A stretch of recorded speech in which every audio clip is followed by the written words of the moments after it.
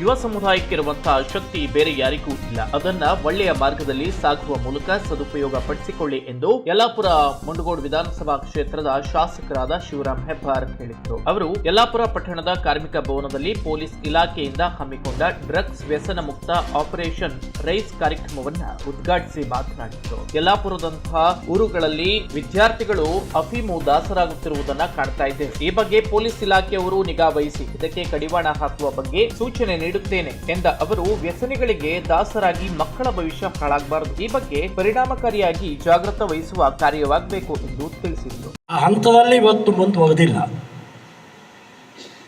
ಬೆಂಗಳೂರು, ಬಾಂಬೆ, ಡೆಲ್ಲಿ ಇವತ್ತೇನು ನಾಟಕದ ಮಕ್ಕಳು ಭಾಳ ಚೆನ್ನಾಗಿ ತೋರಿಸ್ಕೊಟ್ಟಿದ್ದಾರೆ. ಎಷ್ಟು ಗಂಡು ಮಕ್ಕಳು ಸಿಗರೇಟ್ ಸೇರ್ತಾರೋ ಅದು 4 ಪಟ್ಟು ಹೆಣ್ಣು ಮಕ್ಕಳು ಸಿಗರೇಟ್ ಸೇವನೆ ಮಾಡೋದನ್ನು ನೋಡ್ತೇವೆ ನಾವು. ಮೆಟ್ರೋಪಾಲಿಟನ್ ಸಿಟಿಗಳಲ್ಲಿ ಮಕ್ಕಳು ಸಾಕಷ್ಟು ಪ್ರಮಾಣದಲ್ಲಿ ಈ ಚಟದ ದಾಸವಾಗೋದನ್ನು ಕಾಣ್ತೇವೆ.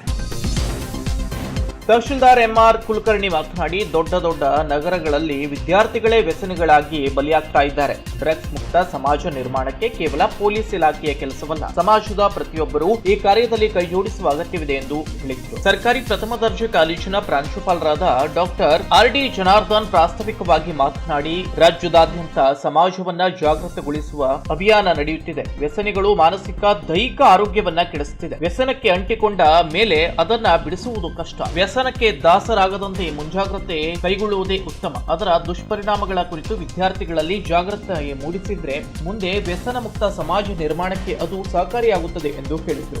ಮಾಡ್ತದೆ, ಆದರೆ ಸಮಾಜ ಜನರು ಸುಧಾರಣೆ ಆಗ್ಬೇಕಾಗಿದೆ. ಎದ್ರ ಮುಖಾಂತರ ಆಗಬೇಕು ಅಂತಂದ್ರೆ ಯುವಕರ ಮುಖಾಂತರ ಆಗಬೇಕಾಗಿದೆ.